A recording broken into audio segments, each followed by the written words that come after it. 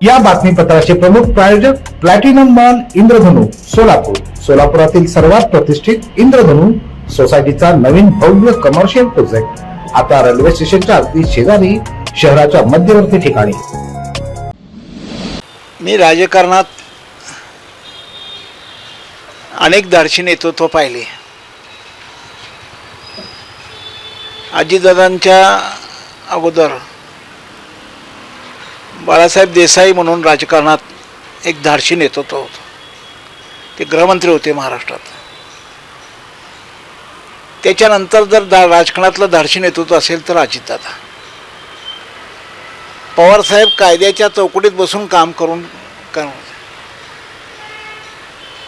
अजितदादा राजकारणात येण्यापूर्वी अजितदादांच्या वडिलांचं फार मोठं योगदान पवारसाहेबांच्या राजकीय वारशाला लाभलेलं आहे. अजितदादाचे वडील सुद्धा असेच धाडसी होते. अजितदादा वडिलांच्या स्वभावाप्रमाणे ते धाडसी झाले. गोलटेकडीला अजितदादांचं सुमित्रा पवारांचा विवाह झाला. त्या विवाहाला मी हजर होतो आणि त्या दिवशी शरद पवारांनी आम्हाला ओळख करून दिली अजितदादाची.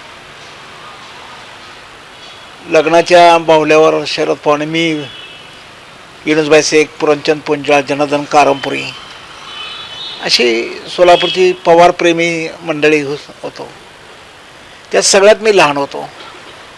माझ्यापेक्षाही तो थोडीफार सिनियर होती आणि अजितदादाची ती ओळख झाली. अजितनं सांगितलं, साहेबांनी सांगितलं, ही माझी सोलापूरची मंडळी आहेत आणि माझ्यावर जीवापाड प्रेम करतायत. तू यांच्याशी स्नेहसंबंध वाढव. आणि तेव्हापासून अजितदादांनी आमच्याशी स्नेहसंबंध वाढवला. एवढंच नाही तर पवारसाहेबांबरोबर काम करणाऱ्या कार्यकर्ता म्हणून मला एक वेगळा सन्मान त्यांनी त्यांच्या आयुष्यात दिला. मला तो प्रसंग आठवतोय. मी सत्यनारायण बोर्डीला घेऊन नागरी औद्योगिक बँकेचा प्रश्न घेऊन अजितदादाला भेटायला गेलो आणि अजितदादांनी आम्हाला संध्याकाळ झाली. अजितदादांनी आमचा प्रश्न ऐकून घेतला आणि मला परत गाडीत घेतलं.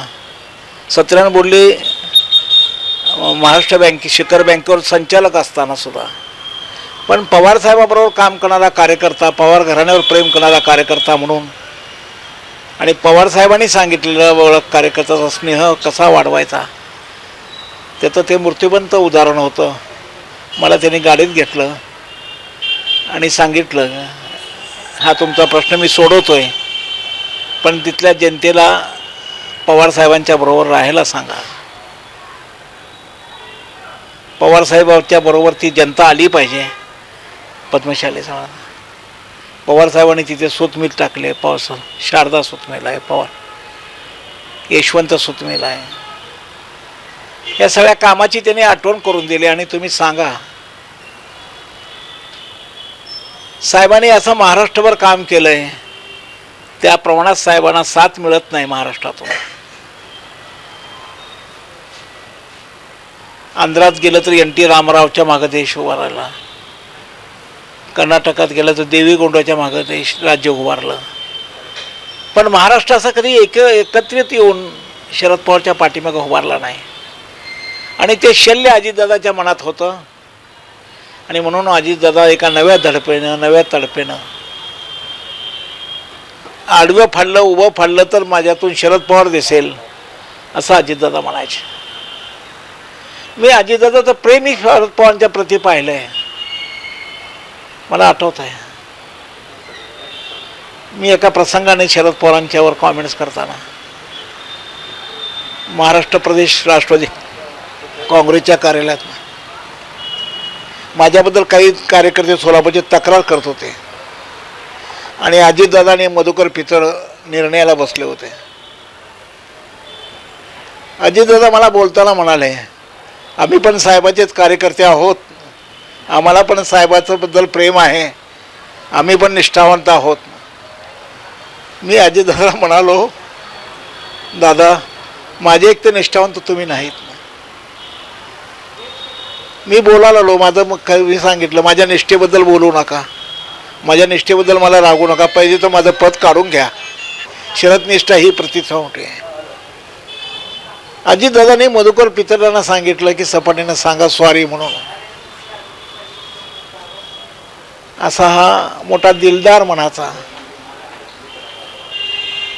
एक कर्तृत्वान व्यक्तिमत्व पवारसाहेबांच्या तळपेनं महाराष्ट्रातल्या सगळ्या कार्यकर्त्याला कैलासवासी यशवंतराव चव्हाणांची विचारशैली घेऊन, विचाराचा शाहू फुले आंबेडकरांचा विचार घेऊन काम करणारा हा कार्यकर्ता कैलासवासी यशवंतरावांच्या नंतर मोठ्या साहेबांच्या नंतर पवार साहेबांच्याकडे मानून महाराष्ट्रामध्ये एका तडपेनं कामाला लागला होता. आणि हा महाराष्ट्र, मी एकदा एका वाढदिवसाला त्यांच्या अजितदादाच्यावर एक आग्रह केलेला सोलापूरच्या इतिहास, की हा महाराष्ट्र अजितदादाला मुख्यमंत्री म्हणून का स्वीकारत नाही, आणि मुख्यमंत्री म्हणून का स्वीकारत नाही हे शल्य मी व्यक्त केलं. आणि पवार साहेबांच्याकडे जाऊन बोललो, साहेब का अजितदादाला मुख्यमंत्री करत नाही, एवढ्या कर्तृत्वान व्यक्तिमत्वाला तुम्ही मुख्यमंत्री का करत नाही. साहेब म्हणाले वेळ येऊ दे, वेळ आल्याशिवाय शक्य नाही, तू चुकीचं बोलतो म्हणाले. म्हणजे साहेब चुकीचं काय, महाराष्ट्रात नको तो माणूस मुख्यमंत्री होतो, ज्याच्या त्याच्या नशिबाचा भाग आहे. आणि आपला अजितदादा मुख्यमंत्री होत नाहीत.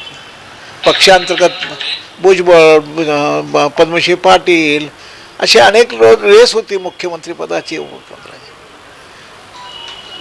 आणि या सगळ्या रेसमध्ये साहेबांना ह्या सगळ्याला घेऊन जात असताना अजितला थोडं लांब ठेवावं लागत. आणि म्हणून अजित पवार मुख्यमंत्री होऊ शकले नाहीत. हे तमाम महाराष्ट्रातल्या पवारप्रेमी कार्यकर्त्याचं दुःख आहे.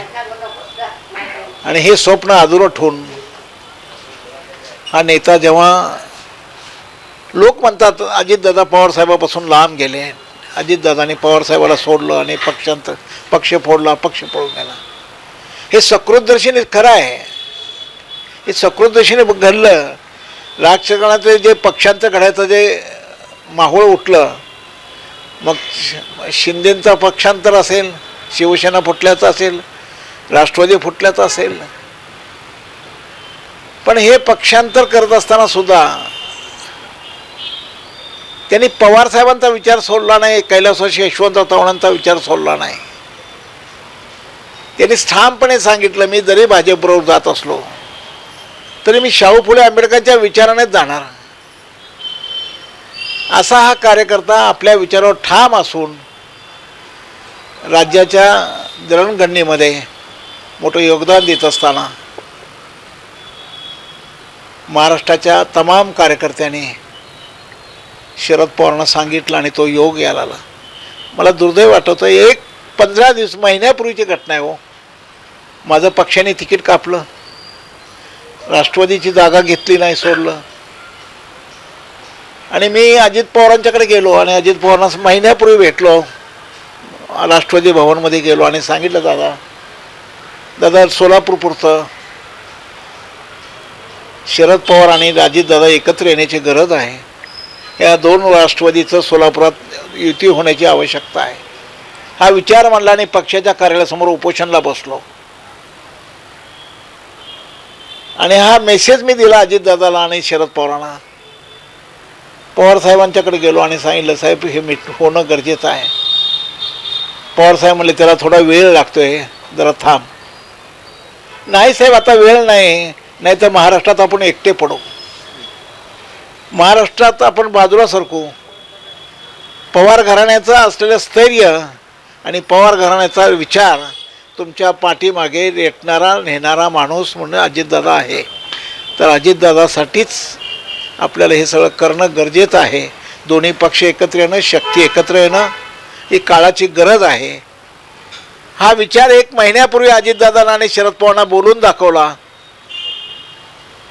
अजितदादांनी हसून, या सपाटे साहेब, तुम्ही तुमच्या साहेबांना सांगा ना, तुम्ही तुमच्या साहेबाला सांगा हे करायचं, मी तयार आहे. तो अजितदादा आज नाहीसा झाला. आणि किती चुकीचं झालं हे. नीतीला का मान्य आहे, का घडलं माहीत नाही, कसं घडलं माहीत नाही.